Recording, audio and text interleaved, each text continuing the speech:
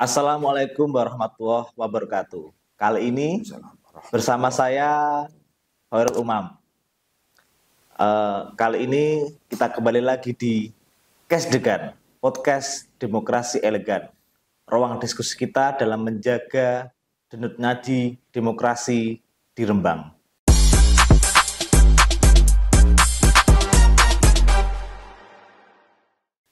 Kali ini kita kedatangan tamu yang sangat spesial, tamu yang sangat penting, sahabat saya sendiri. Beliau merupakan sebuah tokoh atau pakar di pendidikan. Beliau sebagai dosen di YPPI, Universitas YPP Rembang, ya. Beliau juga sekaligus menjabat sebagai sekretaris PC Nahdlatul Ulama Kabupaten Rembang. Siapa lagi kalau bukan sahabat saya sendiri, Bapak Saiku Rosidi, ya Pak. Terima kasih. Gimana kabarnya Pak? Alhamdulillah, sehat dan selalu waras. Terima kasih loh Pak Saiku sudah menyempatkan waktunya dengan kesibukannya bisa datang ke podcast debat ini Pak. Sama-sama senang bisa berbagi. Oh iya. Kita tentu Pak, kita itu banyak kesamaan Pak. Banyak dari aktivis di Jogja kita sama. Di Rembang juga sama, tapi ada satu Pak yang kita berbeda Pak. Apa itu? Pak Saiku istrinya 2, saya baru 1 Pak. Oh. Belum, bukan 2. Beda 2 dengan menikah 2 kali itu beda. Wah ini kacau nambah-nambah ini beda. Oke Pak Saiku. Gimana Pak? Aktivitasnya apa Pak sekarang Pak? Aktivitasnya Pak? Ya, alhamdulillah masih tetap berkhidmah di NU setelah mungkin lama dari dulu di Ansor, kemudian memang waktunya berkhidmah untuk di PCNU Rembang dan alhamdulillah masih mencoba berbagi sedikit ilmu dengan teman-teman adik-adik mahasiswa di UYR. Oh iya. Salah. Di UYR cantik nggak Pak? Wah, cantik itu relatif ini Mas Umam. Apa cari stok baru apa gimana? Oke Pak Saiku. Ya. Kali ini kita ingin membahas topik ya mengenai dua peran penting dalam demokrasi.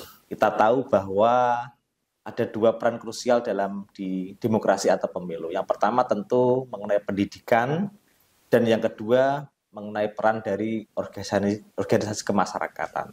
Siap. Nah kebetulan juga Pak Saiku itu mencakup dua-duanya, yang dosen sekaligus juga sekretaris PCNU.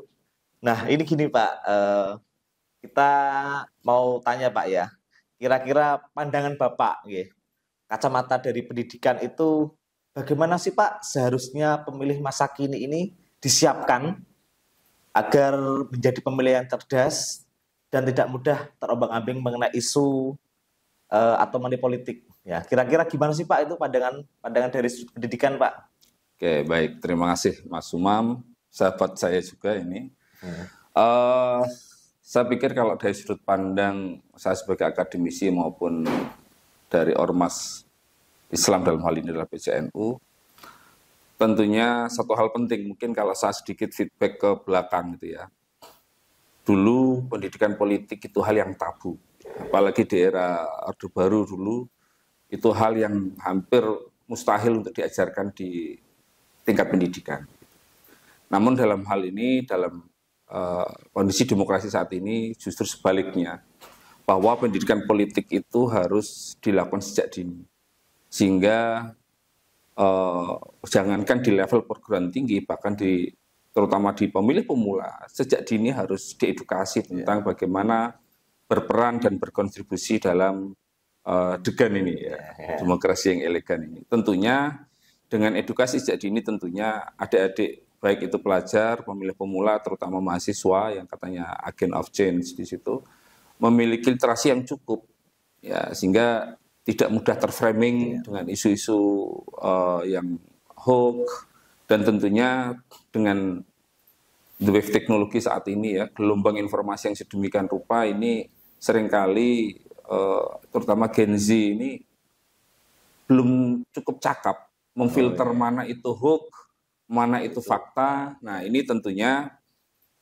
dengan edukasi yang sejak dini sehingga memberikan sedikit bekal untuk harus paham rekam jejak. Oh gitu ya. Karena melihat politisi itu nggak bisa seperti screenshot. Iya. Oh, iya. Apa yang ada dalam satu potongan TikTok atau YouTube atau medsos itu kemudian itu menjadi seakan-akan menjadi sebuah kesimpulan. Nah, ini tentunya akan mendapatkan pemahaman yang cakap, komprehensif ketika mereka harus mampu menangkap rekam jejak terutama para pelaku politisi. Demikian menurut saya. Wah, menarik sekali kemampuan menganalisis rekam jejak Pak ya. Jadi kita mungkin karena memilih wakil atau pemimpin harus melihat dari rekam jejaknya. Jangan screenshot. Oke, jangan dua video itu menjadi sebuah kesimpulan. Ya, walaupun prakteknya mungkin politik hari ini masih sering terasa jauh dari ideal ya Pak ya, seperti itu ya. Oke, tapi gini Pak, ada mungkin kita flashback ya, beberapa pemilu di kebelakang itu kan tetap saja masih ada muncul politik identitas atau isu sara Pak. Kira-kira Pak ini sebagai sekretaris PCNU Pak, gimana sih peran ormas keagamaan ini dalam menyikapi seperti ini Bapak? Oke, kalau dari sudut pandang ormasnya ini mohon izin para masyayikh, para yai. Mungkin saya tidak cukup mewakili, tapi saya coba menjawab dalam kesempatan podcast kali ini. Di beberapa kesempatan dalam literasi beragama, beberapa kali kami sampaikan bahwa gerakan Nahdlatul Ulama itu kan merupakan gerakan Islam moderat. Di mana ada 4 pilar utama yang selalu kami gaungkan, kita selalu sampaikan. Pertama tentunya supaya para jamiah NU ini tidak mudah terombang-ambing dengan berbagai informasi yang sedemikian masif begitu. Satu, yaitu pilar pertama yang harus kita edukasi terus terkait dengan bagaimana kita bersikap tawasud. Gitu. Artinya konteks ya, dalam konsep tawasud ini kan kita harus moderat ya, bagaimana hanya orang cerdas yang bisa memposisikan di tengah-tengah. Kalau blok ke kiri itu gampang, orang bodoh pun bisa ikut aliran kiri, ikut aliran kanan. Orang yang bisa tawasud itu pasti bisa mengukur parameter bagaimana mengatur jarak dengan kiri maupun kanan. Itu yang pertama. Yang kedua, pilar utama yang kedua dalam Islam moderasi itu kan kita harus bisa tawazun gitu ya. Bagaimana kita menjaga keseimbangan bahwa dalam implementasi demokrasi saat ini, semua pihak ini kan bagian dari anak bangsa. Kita tentunya, terutama dari Ormas NU ini, kita memandang bahwa negara ini lahir dari Bhinneka Tunggal Ika. Sehingga kita harus selalu menjaga keberimbangan dengan semua pihak, bahwa negara ini bukan saham satu pihak saja. Ketiga, untuk pilar yang ketiga, untuk Islam moderasi itu kan kita menggunakan namanya tasamuh. Yaitu apa? Toleransi. Artinya kita boleh meyakini, kita boleh bersikap, tapi kita tetap harus memiliki sikap, yaitu bertoleransi. Bahwa kebenaran itu nggak ada kebenaran mutlak. Ya, kebenaran mutlak itu hanya milik ilahiyah. Artinya bahwa setiap kebenaran pasti ada sisi lain yang mungkin belum bisa kita tangkap, sehingga kita selalu menyisakan, harus kita doktrin. Sering saya sampaikan kepada adik-adik mahasiswa, pelajar yang sering kami edukasi bahwa setiap kebenaran yang kita tangkap itu adalah bagian dari kebenaran mutlak itu sendiri, sehingga kita tetap membuka ruang dialog di situ. Yang terakhir tentunya dari Islam moderasi adalah kita harus i'tidal, yaitu berkeadilan. Kita harus adil dengan semua pihak, bahwa masing-masing kita ini punya hak kewajiban dan tentunya kita harus proporsional. Nah ini sehingga ketika kita selalu membuka ruang dalam mindset kita bahwa ada kebenaran-kebenaran yang lain, sehingga ini menjadi kita tidak mudah klaim paling benar. Ini harus selalu kita tanamkan. Itu Mas. Nah, ini Pak Saiku ini selain dia sahabat saya, dia juga guru saya. Jadi dia itu pada saat pelatihan pengkaderan itu Pak Saiku ini yang menjadi narasumbernya. Jadi saya ini termasuk muridnya, murid yang sedikit gini Pak, sukses atau belum Pak? Murid kalau yang sering nakal tuh sering didoakan. Oke gini Pak Saiku, kita bicara mengenai institusi pendidikan atau mungkin lembaga pendidikan. Nah, kebetulan di dalam institusi pendidikan ini netralitas itu adalah kunci integritas ya, betul kan Pak ya? Betul. Jadi pendidikan itu harusnya kan kunci dan integritas.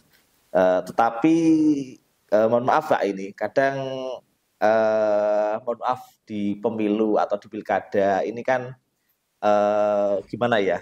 bicaranya gimana? Jadi gini ya. Mungkin menjadi kampus sebagai lembaga pendidikan menjadi alat gitu. Ya gitu, masa gitu. Jadi gimana sih cara lembaga pendidikan ini untuk harus menjaga netralitasnya ya, tanpa mengurangi semangat dari pendidikan politik itu sendiri, Pak. Seperti itu, Pak. Baik. Kalau dari sudut pandang dunia akademisi, satu hal Mas Umar, mungkin kami ingatkan pada semua pemirsa juga bahwa kampus itu punya namanya mimbar kebebasan akademik. Yang tidak boleh itu kan kemudian kampus atau dunia akademik ini berpihak pada salah satu pihak saja. Justru di dunia akademisi, di dunia kampus ini merupakan tempat yang strategis untuk melakukan edukasi tersebut.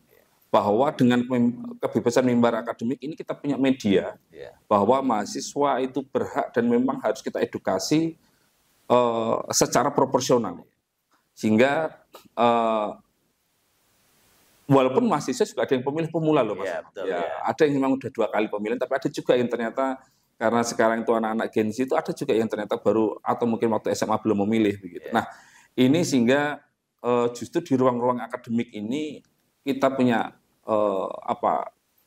imunitas. Selama ini biasanya off the record, kalau kita dialog di ruang-ruang kuliah itu kan biasanya off the record. Karena ini memang dalam bentuk kajian ilmiah, tentunya yang dikatakan ilmiah ini kan bisa ditelusuri, ada konsiderannya, ada data-data ilmiah yang mendukung. Tentunya ini bukan dalam rangka untuk memframing atau menyudutkan salah satu pihak, tapi justru untuk mengkaji secara ilmiah berdasarkan fakta, sistematis, metodologi, sehingga ini mahasiswa mendapatkan informasi yang proporsional.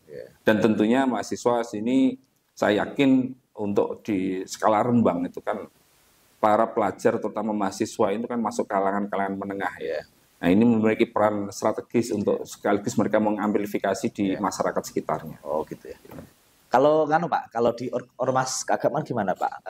Apakah netral itu mutlak diperlukan? Atau mungkin ada batas-batas di mana ormas harus mengambil sikap moral dalam pemilihan? Nah, seperti itu Pak. Karena tadi Pak Saiku bilang kan NU ormas itu harus di tengah-tengah, ya kan? Tidak kanan, tidak kiri. Pilihannya kan ya tawasud itu ya. Ada batas-batas nggak Pak, di mana ormas itu harus mengambil sikap dalam sikap moral dalam pemilihan seperti itu? Gimana Pak kalau? Baik, kita harus dalam ormas ini ya. Satu hal bahwa kita memang netral dalam politik praktis. Mungkin saya kutip sedikit dari Gusmus begitu. Oke, siap. Ya, kita itu kan politik yes, politik praktis no. Nah, kalau konteks ormas, saya pikir kalau kita kembali ke hitoh NU bahwa NU itu tidak di mana-mana, tapi ada di mana-mana. Artinya gitu. Artinya bahwa untuk hal kemungkaran tentunya kita nggak bisa netral. Ketika kita menghadapi sebuah politik kotor, ya kita harus menginformasikan bahwa itu kotor, nggak boleh kita berpihak netral. Ya, tentunya dalam hal politik praktis memang sesuai hitoh kita harus NU bukan alat politik, partai politik apapun. Tapi dalam hal mungkin politik kotor ya kita NU harus melakukan tarbiyah pendidikan publik bahwa umat ini juga harus kita edukasi kalau memang hal-hal tersebut dalam tanda kutip bisa menjerumuskan perilaku-perilaku yang tidak adil, kemudian black campaign, contohnya hal seperti itu tentunya kita nggak tinggal diam. Oke Pak Saiku, minum dulu Pak Saiku. Oke, siap. Terima kasih, kita ngopi degan dulu. Walaupun isinya kopi Pak. Ini walaupun bungkusnya hijau, dalamnya putih. Oh iya.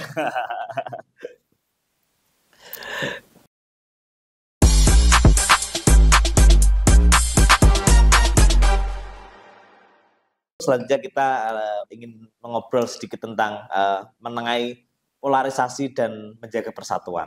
Nah, di dalam beberapa pemilihan itu kan KPU Rembang itu ada gugatan seperti itu kan.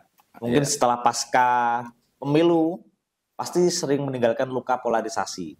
Bahkan setelah hasil diumumkan.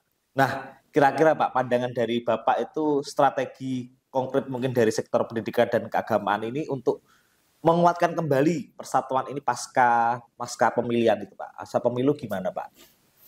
Baik, kalau ya itu suatu hal yang sebuah keniscayaan ya tentang polarisasi itu. Namun kami dari akademisi khususnya Mas Umam, Ya. bahwa konsep demokrasi itu kita pahami bukan sebagai tujuan akhir. Ya. Ini adalah sebuah proses. Ya. Sebuah proses itu menurut saya never ending karena di muka bumi ini tidak ada konsep yang perfect, itu tidak ada. Sistem apapun pasti ada catatan di sana. Bahkan dalam demokrasi pun itu beberapa literasi yang saya baca ada kesalahan yang paling, atau bukan kesalahan ya, kelemahan yang paling mendasar dalam demokrasi itu adalah memilih yang paling populer atau paling banyak dipilih, bukan memilih yang terbaik. Kalau secara normatif itu kan yang mendapatkan suara terbanyak itu belum tentu terbaik. Iya, betul ya. Nah, kan begitu, itu salah satu catatan dalam demokrasi. Maka, tapi itulah sistem yang terbaik saat ini kita anut. Saya pikir itu pilihan bijak juga. Nah, karena kita memahami bahwa demokrasi ini adalah sebuah proses, nah ini tentunya kita perlu berkolaborasi dengan semua pihak, sehingga edukasi ini harus selalu kita tanamkan. Mungkin kalau di dunia akademisi di level kampus mungkin ada mata kuliah seperti kewarganegaraan, Pancasila, bagaimana nilai-nilai ini walaupun sepertinya normatif tapi itu satu hal. Masalah kemudahan dalam implementasinya masih terjadi polarisasi itu sebagai konsekuensi saja. Tapi guidance bagaimana kita bertoleransi dan seterusnya, kita berwarga negara yang baik itu tetap harus kita tanamkan. Kita nggak patah semangat, kita nggak nggak kemudian kita melihat fenomena itu kemudian kita patah arang, saya pikir tidak. Itu tugas kami selalu memberikan warning dan edukasi. Tiada henti, Mas. Never ending. Nah, sehingga fokusnya adalah kita pada bagaimana kita mewujudkan sebuah atau kegiatan kampus ini mengarah pada civil engagement. Oh, keren sekali, Pak. Oke. Gini, Pak, kembali tadi ya Pak Saiku bicara mengenai hoax ya. Bicara hoax itu gini, Pak. Jadi emang hoax ini musuh kita bersama, Pak. Seperti itu kan. Nah, bagaimana dari sudut pandang dari Ormas Keagamaan melihat peran dari Tabayun ini, konfirmasi informasi pasca kerukunan, pasca pemilu ini, Pak, untuk menjaga kerukunan ini, Pak. Peran Tabayun ini, Pak, gimana, Pak? Jadi begini ya, saya masih ingat sebuah quote bahwa jangankan sebuah kebenaran, sebuah kesalahan kalau diulang-ulang itu akan menjadi sebuah kebenaran. Nah, ini sehingga ini menjadi catatan dalam konsep Tabayun ini kan prinsip dasar dalam menghadapi hoax tadi ya. Yang ini tentunya sangat berpotensi memicu perpecahan, dan ini tentunya kita harus punya kewajiban untuk selalu mengingatkan. Tapi satu hal, saya bersyukur ini menjadi warga negara Indonesia. Hari ini Indonesia itu menjadi salah satu poros dunia untuk sebagai referensi. Dengan 17.000 lebih pulau, dengan 1.500 suku, dengan 400 bahasa lebih. Ya, ini harusnya negara yang berpotensi terpecah itu di muka bumi itu Indonesia. Tapi hari ini kita bisa membuktikan bahwa dengan puluhan ribu pulau, ribuan suku, dengan ratusan bahasa, kita masih bisa bersatu dalam NKRI. Ini sebuah berkah tentunya. Ini adalah yang sudah diwariskan para muassis kita. Tentunya kita sebagai generasi kita harus melanjutkan menjaga ini. Nah, kembali Tabayun tadi itu kan salah satu pilar dalam Islam moderasi yang memang menjadi model gerakan dalam NU ini. Nah, tentunya kita tidak berhenti di level Tabayun saja, tapi kita juga harus tawazun, tasamuh, i'tidal ini satu paket. Mungkin kalau dalam NKRI ada namanya PBNU, ya Pancasila, Bhinneka Tunggal Ika, Undang-Undang dan PBNU, Mas? Pancasila, Bhinneka Tunggal Ika, NKRI dan Undang-Undang Dasar 45. Ini kan pilar. Artinya kalau salah satu pilar ini tidak kita rawat, ya tentunya yang menjadi pemicu yang lain. Begitu juga dengan model gerakan Islam moderasi tadi. Tabayun ini merupakan bagian dari 4 pilar, itu satu kesatuan. Luar biasa sekali, Pak, diskusi hari ini, Pak. Pak, terakhir, Pak, ya. Terakhir, Pak, sebagai penutup ya, Pak. Pesan lah, take away lah bagi para teman-teman pemilih di Rembang ini. Nah, kira-kira peran mereka itu ke depan itu nanti seperti apa Pak dalam demokrasi ini, dalam pemilu, dalam pilkada itu kepada pemilih di rumah yang pemirsa itu gimana untuk seperti apa Pak pesannya Pak? Mungkin kalau saya sederhanakan, mungkin ini himbauan juga untuk semua masyarakat dan pemirsa podcast kali ini, tolong jangan golput. Ya, jangan golput, gunakan hak Anda. Karena bisa jadi carut marutnya anggota yang ada di anggota legislatif maupun di lembaga-lembaga itu bisa jadi karena Anda terlalu apatis, kemudian tidak menggunakan haknya. Justru yang saya khawatirkan ketika orang-orang baik ini tidak menggunakan haknya, dan dalam tanda kutip orang-orang yang kurang bertanggung jawab menggunakan haknya, justru ini wakil-wakil rakyat diisi oleh orang-orang yang tidak kompeten. Sehingga untuk itu apapun yang ada, itu kan istilahnya kalau dalam fikih kan ketika ada dihadapkan pada kemudorotan, itu kita harus sikap wajib memilih mudorot yang paling kecil. Nah, sehingga kalaupun toh mungkin belum ada kandidat-kandidat atau wakil-wakil rakyat yang memenuhi kriteria ideal, paling tidak yang mudorotnya paling kecil itu yang Anda pilih. Itu untuk meminimalisir risiko daripada nanti wakil-wakil kita di sana di orang-orang yang kurang berkompeten. Saya pikir itu Mas. Nah, sangat spesial sekali Pak ya. Berarti gini Pak ya, pilih dengan akal sehat dan jadikan pemilu sebagai ibadah politik. Siap, betul. Oke, kepada para pendengar, ingatlah masa depan bangsa ada di tangan kita. Tetaplah menjadi pemilih yang cerdas, kritis, dan berpegang pada nilai-nilai kebangsaan dan keagamaan. Sampai jumpa di episode kali ini. Nah, sampai jumpa lagi, ketemu di case degan berikutnya. Wallahul muwaffiq ila thoriq. Wassalamualaikum warahmatullahi wabarakatuh. Waalaikumsalam warahmatullahi wabarakatuh.